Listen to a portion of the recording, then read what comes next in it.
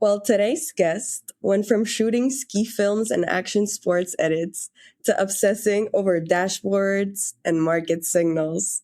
Somewhere between Red Bull, Aritzia, and leading global social strategy in Europe, he realized creative alone isn't the game, understanding the game is. So now, as co CEO of Right Metric, he helps brands eliminate blind spots with something he calls marketing outside. So if you've ever wondered whether your marketing team is winning or just feeling busy, this one's for you. Charlie, welcome to Fully Managed. Hey, thanks very much for having me. It's great to be here. I'm very excited for this one. So, to start, you've built your career around eliminating blind spots. What's something you were absolutely certain about early in your career that you were completely wrong about? Oh, we're going to need a bigger boat. I feel like I've been wrong about so many things, and I feel like both personally and professionally. My wife would tell you that I'm wrong all the time. And then I think professionally, my career journey has kind of taken me on the journey that I've followed is really because of all the kind of like challenges and things that I got wrong. So, as you said in your intro, I started on the creative side of the house, and I was making videos and producing content. And as I was giving that content to marketers, I wanted to make the best content possible. And then I was like, okay, well, like what is good? And when I thought about, okay, well, we're working with marketers here, they need their content to get seen, views, engagement, that sort of thing. I was like, oh, okay, well, how can I make the content get more views and engagement? So I started to kind of go down that rabbit hole. And then as soon as I started learning about this whole world of data, and I could use the learnings from that data to then produce better content, I then started to go, okay, well, what else can I use this data for to improve other areas of marketing, whether that's advertising, targeting, et cetera. So to kind of answer the question, things I got wrong, you name it. I've messed up content. I've messed up targeting. I've messed up ad spend, like across the board. And so I think that overarching journey of mine through marketing is kind of what pushed me into this area where I am today. And kind of the overall, hypothesis is, I think as more people spend more time online on these devices, there's more data points coming out of the back of these devices that are actually going to teach us as humans about how we behave in the real world. And so our kind of thesis at Right Metric is we think that digital behavioral data is one of the most important data sets in the history of human psychology. And we are about to learn a whole bunch about humans that we previously haven't been able to learn because those data points, one, didn't used to exist, or two, it was too time consuming to actually count and pull meaning from them. But with what we're seeing with the rise of AI, now all of a sudden, counting and pulling meaning from those data points isn't as difficult as it has been in the past. That's interesting. That's so interesting. So, with all this, was there a specific campaign or moment in-house where you thought, like, wow, creative alone isn't enough? Yeah. So I used to work in-house at Arterix. And so for those of you who are listening to this who don't know what Arterix is, Google it. But it's an outdoor brand. They make really, really high quality jackets, outerwear, that sort of things. I think they're now in shoes too, for like trail running, hiking, that sort of thing. And so I was working in-house. This is like 2010, 2011. So this is like a long time ago in marketing terms.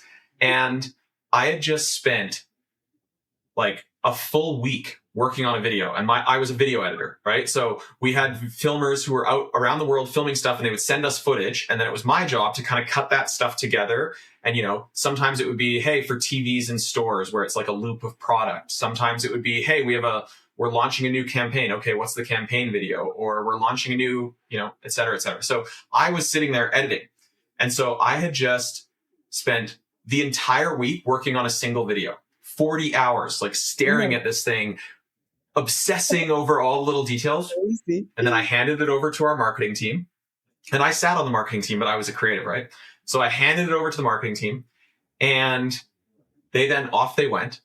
And, I had friends who were working in video production, and they were making videos and putting them on Facebook and all these kind of other platforms and getting like huge amounts of views. And I remember I handed this one video off that I spent, 40 hours working on, and it got like 500 views. And I remember being so frustrated because I'm like, here I am slaving away, like spending so much time on these things and giving them to our marketing team. And like, no offense to the marketing team, but like we were burying them on the internet. Like no one was seeing them. Right. And so I remember being so frustrated by that. Yeah. And so, a few weeks later, I went to the team and I was like, hey, what feedback do you have for me that I can use to make these videos better? And one of the answers from the people was like, oh, no feedback. The videos are awesome. What do you mean feedback? And in my mind, I was like, clearly they're not, because they're getting 400 views. I didn't say that, but I was like, really? Like, there's nothing that we can see in the data. There's nothing that we can look at. And they were kind of like, no, like they look great. We love them. Like, box checked. And I remember that conversation specifically as like, I need to get into marketing because I know video production, and production doesn't really change. How you use a camera, how I used a camera in 2015 or 2010 versus today. I still understand rough camera settings, and like I still know how to video edit. Like, yeah, sure, maybe there's little stylistic things that have changed, but like I know how to use the software, I know how to use the technology of a camera, and like I can do that. And I was like, but I need to deeply understand distribution so that I can actually have better production. And so that was actually what pulled me out of video into marketing. At that time, I didn't think I was going into data or research or analytics or any of that. It was just more so like, I need to understand how people consume on these devices so that I can actually give our brand a chance to get our stuff seen. Wow. But that sounds like overwhelming in a way, like trying to understand, like that sounds very overwhelming. Like what was your first step when you came to that moment? Yeah. So my first step was like, I need to learn how to understand data. Now, if you looked at my high school report card in math, I almost failed math every single year. It was like, I got like a C minus in Canada. So that would be like, you get out of 100, I would get like 50 and a half. Like they would pass me. And it was literally because like I was the kid that would show up to class and they'd be like, they give me what's called a pity pass. That's the like slang we use in Canada where it's like, you came, yeah, we'll get you through. Like, you're a nice kid, you're working, like whatever, but like your brain does not understand this. So like, I was not a math guy, and I'm still not a math guy. Like, if my high school math teacher was listening to this, he would be howling in laughter because he's like, holy moly, like you were such an idiot back then. And I still probably am. But I think that, this idea of how I looked at data wasn't like spreadsheets and whatever. I was always just like, oh, what does this data point represent from a behavior perspective? So when someone is viewing, like when we look at views, okay, a view can technically be counted depending on the platform as 1 second, 3 second, 5 second, like whatever.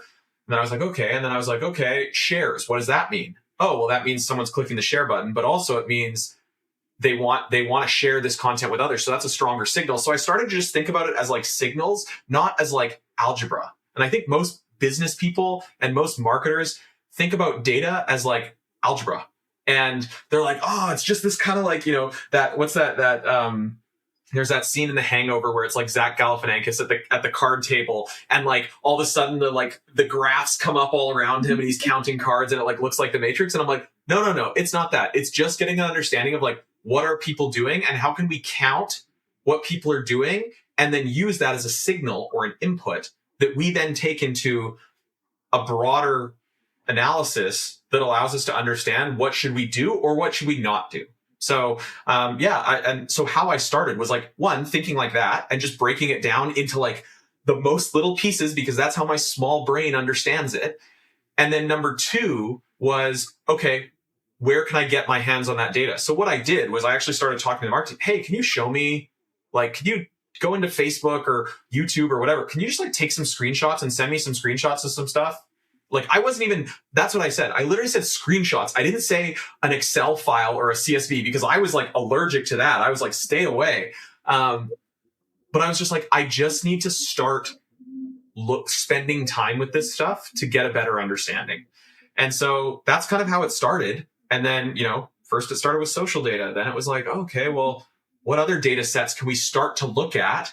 And then it was like, oh, well, people watch our content, but they also watch content of other brands like ours. So can I start to look at that? And yeah, it's kind of like the thread on the sweater. You just start pulling it and you're like, whoa, there's a lot here.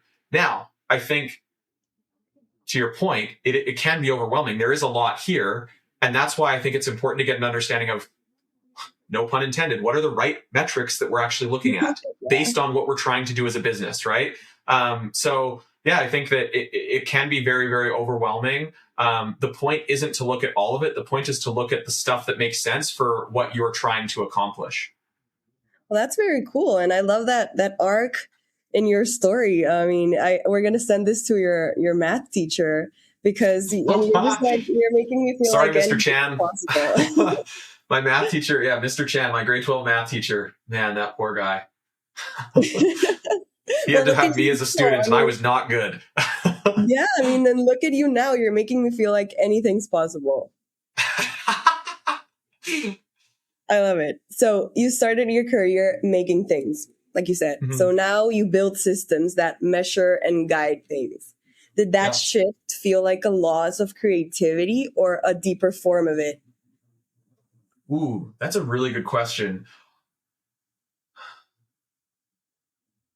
For me, like, and I couldn't have predicted this, it does feel like a deeper form of creativity. So absolutely, like the idea of making stuff. So yeah, at one point I was using a camera, then I was using a computer to edit things. Then I was, producing stuff and publishing stuff. And I was really interested in that. Like I've always kind of had like a builder and creative outlet. But yeah, if you had told me 15 years ago that I'd be running, a company that focuses on like research and data and making decisions and harnessing signals, I would have been like, okay, that's a bold prediction. When I was 20, I was obsessed with action sports. I still do, with the Olympics on right now, I still do watch, action sports, and like, I'm still interested in that stuff.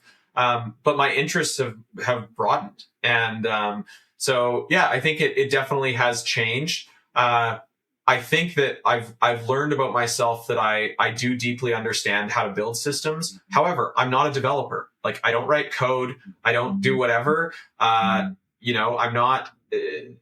not someone who views themselves as like necessarily a builder up until recently, where I've realized that, hey, I can actually string things together.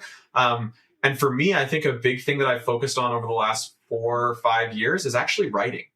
And what I mean by that is I don't necessarily mean like writing articles and that sort of thing, but like writing to clarify my thoughts and writing to clearly communicate an idea or a concept or a system. And I think, in an AI world, me putting, and I didn't realize this at the time, that writing practice that I started, where I was like putting time into writing things, was actually designed to scale our company through hiring people to write SOPs. But I think with what we started to see with AI is if you can write an SOP for a human and it's clear, you can write an SOP for an AI model. And then you can start to kind of go from there. So like, I would love to sit here and be like, I saw it coming, No, I was writing this stuff because I was like, oh, well, I need to hire people and I need to communicate the thinking in my head so that people can understand it, digest it, refer back to it, etc. And I think what's really exciting with where we're at today in February of 2026 is that skill of writing, which is quite a timeless skill and like a valuable skill, can actually be deployed in so many ways than previously we had at our disposal. Very cool. Very interesting. I'm curious, when you were at Red Bull or Aritzia, what did executive pressure teach you that creative culture never could? Ooh, really good question. Well, I'll talk about both. I'll talk about Red Bull first because I was there first and then I went to Aritzia. So when I was at Red Bull, and they're still a customer of ours at Right Metric, and I've said this and I will continue to say this, pound for pound, they're the best marketing organization in the world, full stop, across any industry. I don't care who you are, what you think. Like, if we actually look at the data, if we actually look at the breadth and the depth that they go across different things, they are unmatched. Now, I also think the people that I worked with there are some of the smartest marketers in the world. And the ones that are still there know that, and the ones that aren't there have gone on to other companies that we all know about. But one of the things that, when you talk about pressure or like executive pressure at Red Bull, there wasn't necessarily executive pressure that we felt. It was almost like a pressure we put on ourselves to be the best. So like, we really were like, oh, okay, if we as Red Bull are going to do this thing, and maybe it's, it's it's not the main business, right? Like, it's not consumer packaged good. Like, it's not a beverage. Okay, well, if we're going to go into this space, and go after this audience or whatever, how do we show up in that space and show up credible to those people and in a way that only Red Bull can show up? And so that was like a really interesting thing, is like a lot of the pressure actually was on us to be the best. And when we were like, okay, what is the best? It depends on what the thing is.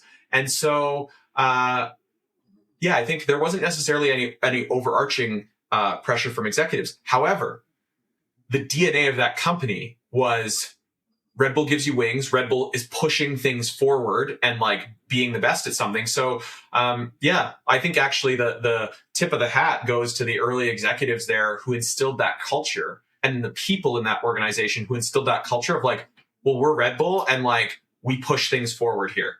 And so, that's what I would say on that.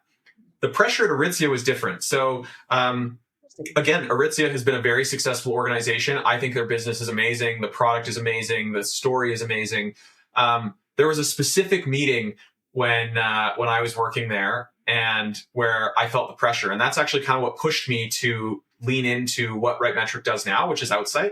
And so every day of the week, the CEO at Aritzia at the time would have a day that he would dictate or dedicate to a function of the business. So marketing was Mondays, product was Tuesdays, finance was Wednesdays, Thursdays was, distribution, etc. Right? So marketing Mondays.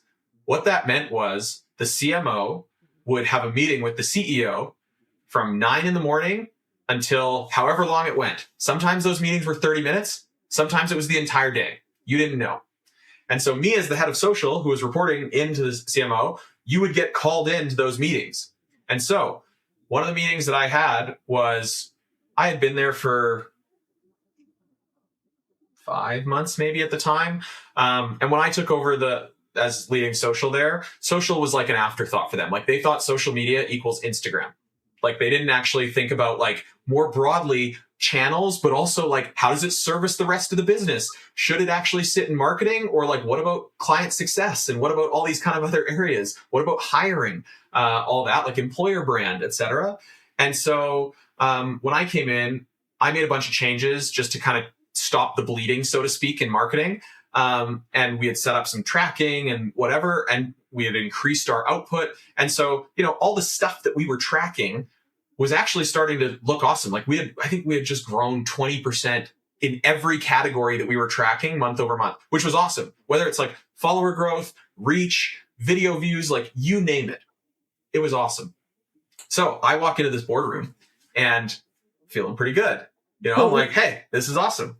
And I had made this nice dashboard, and Brian Hill, the CEO, was looking at it.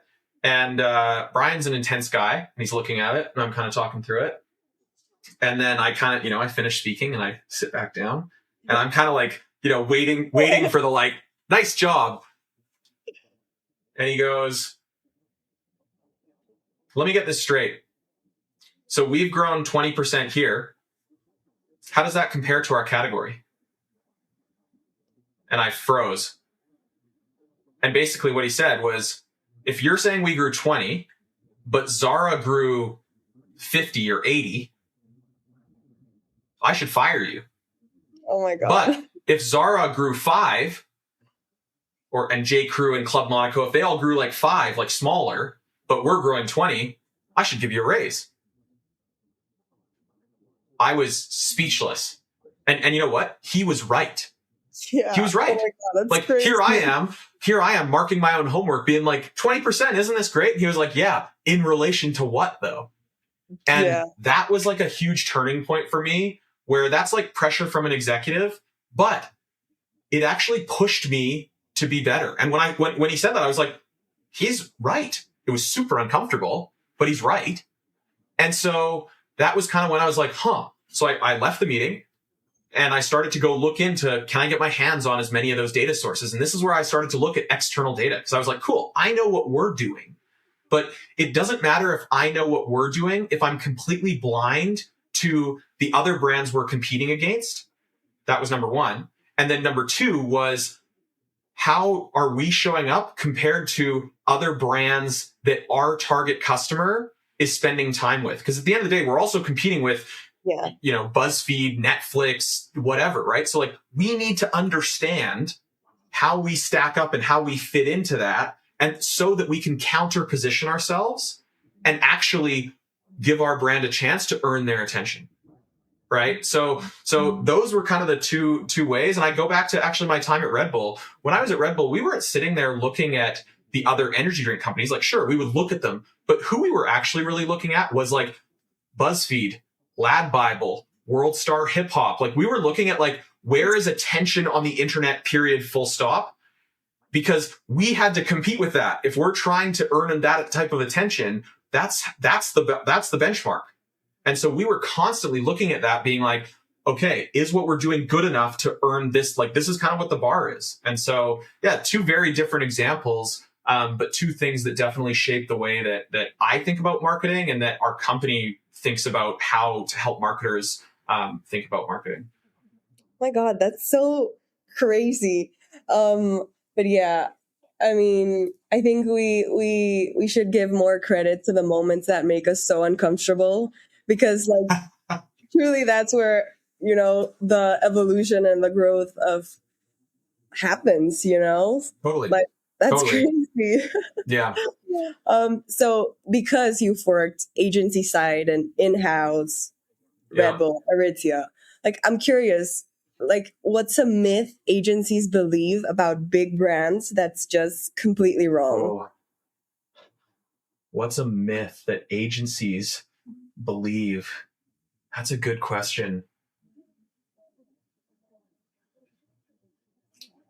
I think what I would say is everything looks bigger and more intimidating from a distance. So, the movie The Wizard of Oz, right? When they're kind of like walking up to the thing, it looks like this, oh, wow, isn't this amazing? And then when they get in there and they pull back the curtain, it's like some duct tape and 2x4s and one guy kind of going like this, right? That's great. I've always thought about The Wizard of Oz and businesses, because everybody's human. Everybody puts on their pants one leg at a time, unless you're a weirdo and you like run and jump into two. But like, I actually think that even some of the most sophisticated businesses in the world, from a marketing perspective, don't have it all figured out. And on the flip side of that, same thing on the agency side. Even these big agencies, they don't have it figured out, right? Like, even big companies. Like, we look at some of the biggest companies in the world that are dominating the headlines, that have these insane valuations. And we all know someone who probably works there that will say, yeah, it's a shit show inside. Right. So I'm kind of like, I think that's something that's important to remember, is like, the map is not the territory. That's one of my favorite mental models. Just because it looks like that on paper doesn't necessarily mean when you actually go visit that place that it's like that. Oh my God, that's such a good quote. I love it. I don't know. You're very wise. Very wise. I see. That's a good quote. I need to take that and give that to my wife. She's going to be like, ugh. I'm going to make a clip of yeah, exactly. Thank you. Yeah. So, you say you help brands move from reactor to leader. So if I walked into a leadership meeting at a reactive company versus a leading one, what would feel different in the room? Ooh. Wow, your questions are awesome. So if you walked into a leadership meeting at a reactive brand, versus what would be true versus a leader? Okay, really good question. So I think Reactive brands are super focused on themselves, and what they do is if they look externally, they do it in an unstructured way. So I'll give an example. When I was at Aritzia, we were a reactive brand and I would get emails.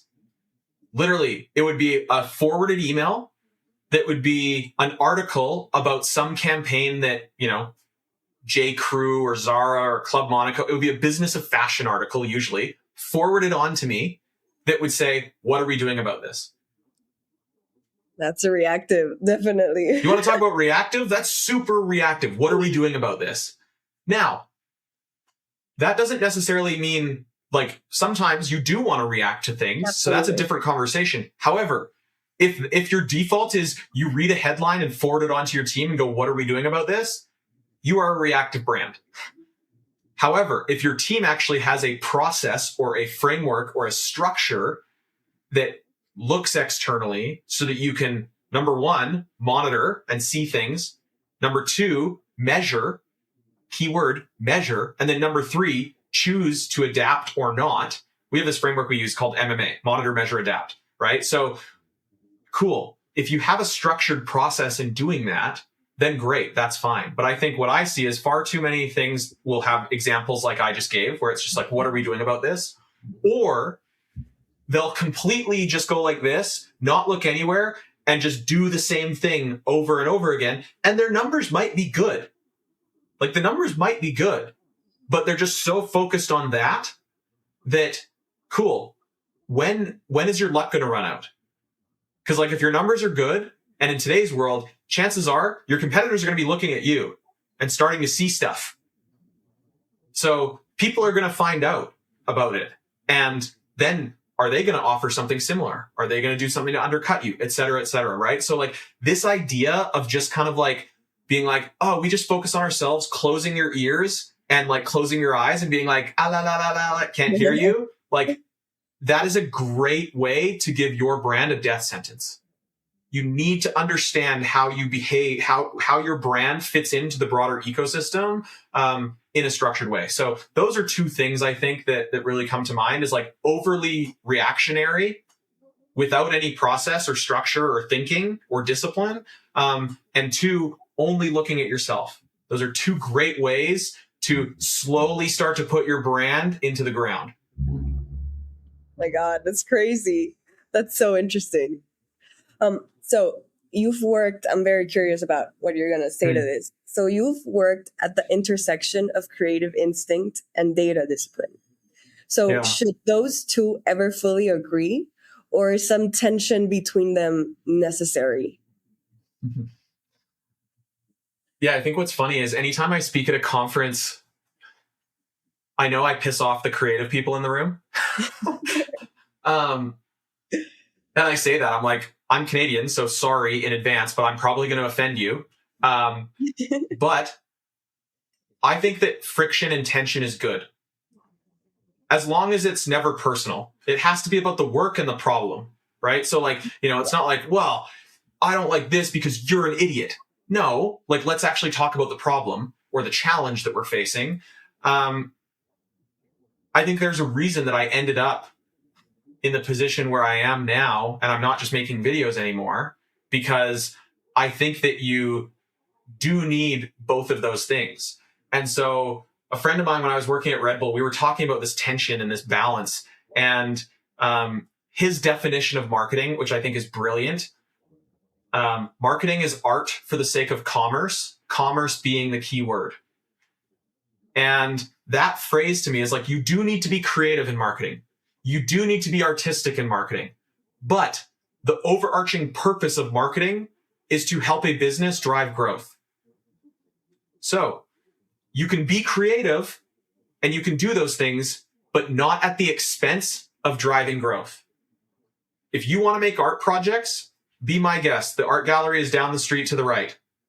Yeah. But if you were going to collect a paycheck and sit in a marketing department at a company, at a for-profit company, you have made a social contract that you buy into capitalism, and therefore that's the social contract. You're going to create stuff so the business can grow and make money so that you can get a salary.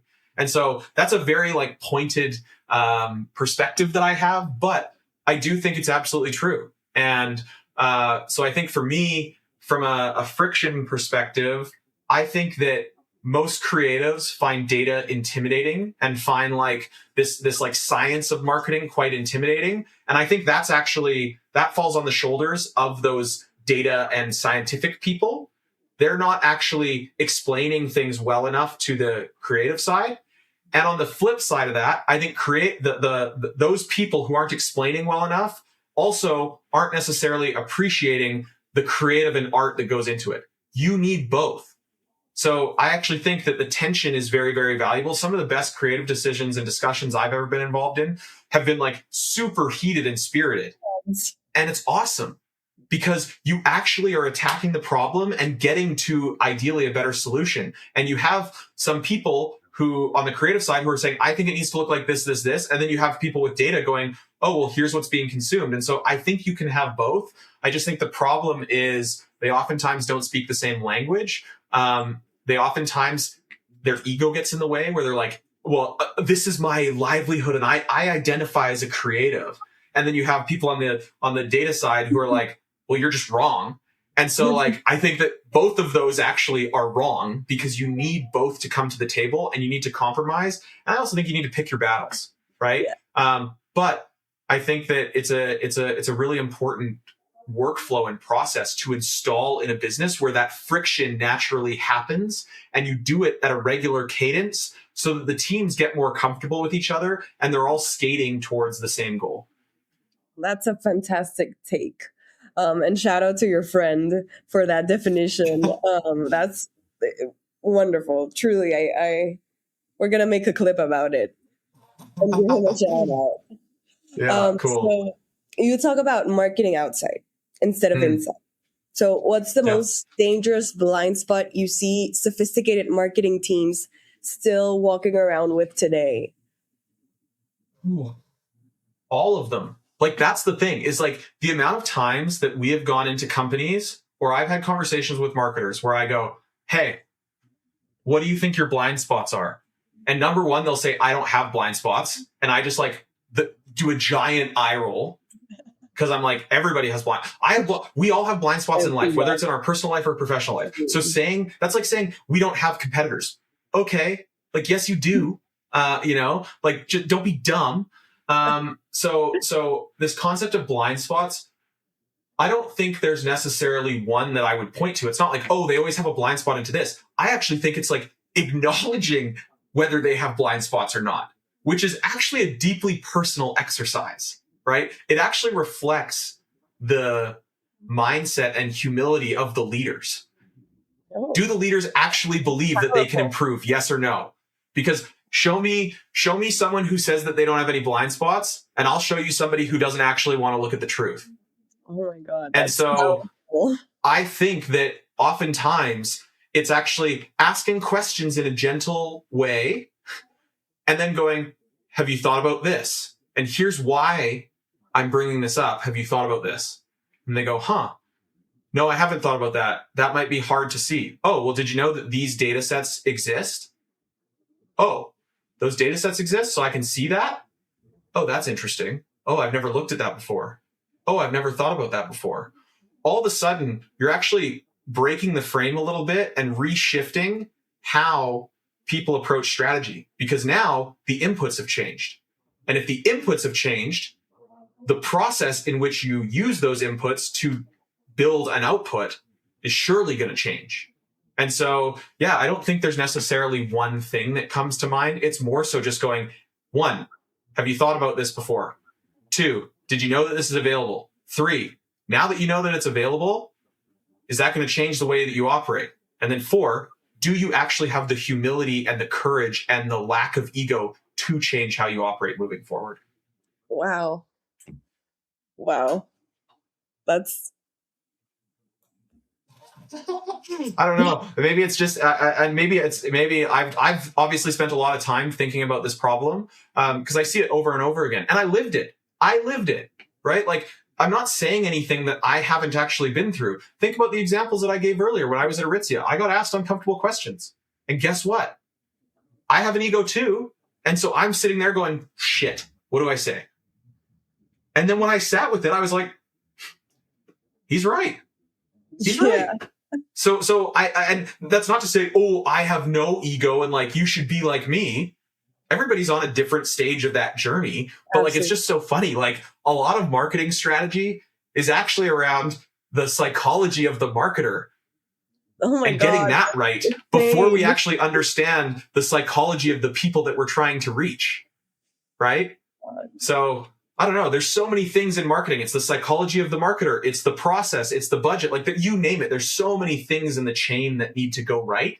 But yeah, I think that's not a lot of people talk about the psychology of the marketer, or if they do, they don't want to offend anybody or step on toes.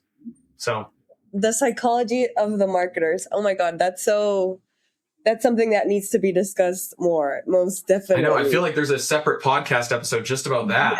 Yeah, I think so too. So you've said your obsession shifted from production to the scoreboard. So in a world where AI is generating content at scale and distorting attention signals, what actually counts on the scoreboard now for you? So I don't necessarily think the scoreboard changes for businesses. So what I mean by that is I'm like, okay, like right now, what we look at for marketing success is ultimately like, how are we contributing to the business? So that part of the scoreboard doesn't change. I think that the weight of the scoreboard might change. So, okay, let's say for the sake of example, we have the unlimited ability to create video. Okay. So now what I foresee is, do overall video views across the board go down because there's so much more content out there? And there's only so many humans and only so many hours in the day. And like things can only be viewed a certain amount of times, right? So like, does the macro level of video views go down? But that still means making a good or great video matters because it's going to perform or overperform and earn that attention. So I don't necessarily think that the scoreboard like changes in terms of like what you look at. I think the threshold of numbers around the scoreboard is absolutely going to change, and I can't predict that. But I do think what that means for us as marketers is, okay, let's say you're a video person and you spend all this time. Well, now you can assume I have unlimited video creation. I can create as much video as I want. There's no cap on that. Okay, what then becomes valuable? Your taste, your nuance, your context. And I think like creativity isn't going away. It's just going to shift what it means to be creative, right? So I actually think back to in 2011, this is my camera nerd showing. In 2011, Canon released a camera called the 5D Mark II. And it was the first DSLR that could shoot video. And if you go back and look at all the video at the time, it was like the first time where you could have shallow depth of field where like, my bottle's in focus, but everything's blurry behind it. And what happened was like this tool came out, every filmmaker got one and started shooting these like really artsy videos with like this shallow depth of field. And you know what? We all overdid it. And then like the pendulum kind of came back. But like at the time, like that was the cutting edge of like creativity, right? Like that was creative in video. And so I'm sure the example that I just gave is probably similar to, Photoshop released this or like whatever. Like there's so many examples across all the different mediums of creative. And so I think we're about to go through the thing again where it's like, cool, now I can increase the volume of my output. But when there's all this volume, I actually think that the consumer or the audience, based on how they behave, is going to be the barometer for what we value as creative. So I think that's a really interesting thing is like, I don't know what it's going to be, but I do know that taste and nuance in response to that behavior is where the value is going to be. That's interesting. So some people may disagree. I don't know. Bold predictions. So my last question for you this afternoon is, If you could remove one metric from the industry entirely, something we overvalue, what would it be? ROAS, return on ad spend. And where that comes from is, I think that if we look back historically, okay, the iPhone comes out in 2007. Facebook comes out right around the same time. Social media starts to go like big and mainstream, call it like, I'm not being exact here, like 2010, 2011, 2012, right? Like social starting to go like this.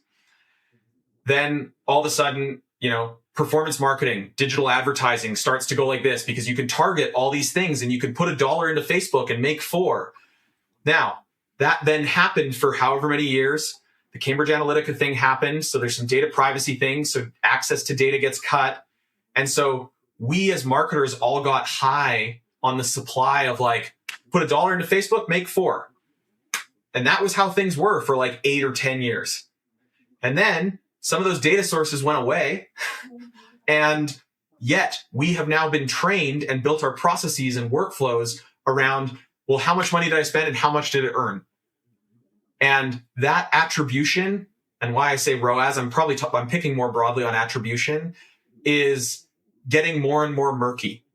And I think the way that we track and understand that is getting more and more murky. And what it actually comes back to marketing psychology and psychology and ego again, where it's like, well, me as a marketer, I'm used to having my ROAS and my attribution model. And now all of a sudden that ROAS and that attribution model ain't as accurate anymore. So what are we doing about that? And so I think that's a large conversation that is actually happening right now, because there is still value in doing things. Just because you can't count them as sharply as you could previously doesn't mean that they're not valuable, but also it means that you have to adapt the way that you're counting and pulling meaning from things. And I think from a tools perspective, we as marketers have fallen into this trap over the last decade where we let the tool dictate the metric that we count, which is wrong. We need to figure out what is the metric that matters to our business and then build the workflow and the tooling to be able to count it. We have to drive the tool. The tooling doesn't drive us. And so I think that a lot of the stuff that we as marketers have been doing is because, this company came out with this SaaS tool that counts this thing. Is that right? No, we're the business person. It's our business. We need to figure out what are the things that actually make sense to track for the business. So it's a long-winded way of attribution, but ROAS would be the one that I pick on. Well, you have brought some fantastic and thought-provoking insights to this episode. So thank you so much for joining us. It's been truly such a treat to get to pick your brain. I think you have a fantastic story, and I can't wait to see what else you can create. So yeah, thank you so much for joining me today. It's been so fun. Thank you very much for having me. And I can't wait until the next episode. I would love to do another one. Absolutely. We need to do the psychology of the marketer. Definitely. Absolutely. Can't wait. You've been listening to Fully Managed, brought to you by Penji. Check out the show notes to learn more about today's guest. And to learn more about Penji, the human-first creative subscription service, head over to penji.co. And by the way, if you're still listening, it would mean the absolute world to us if you were to share this podcast with a friend and, of course, subscribe.